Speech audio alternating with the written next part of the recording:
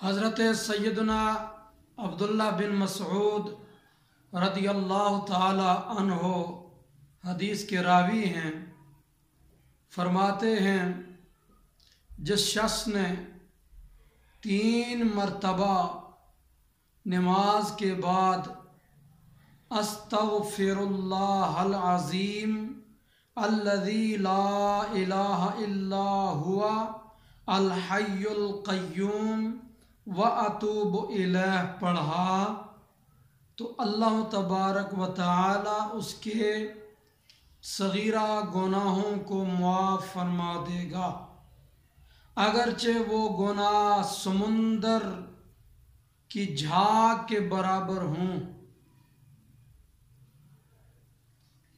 تو یہ دعا ہر نماز کے بعد 3 مرتبہ پڑھیں۔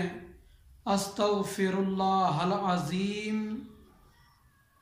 الذی لا الہ الا هو الحی القیوم واتوب الیہ۔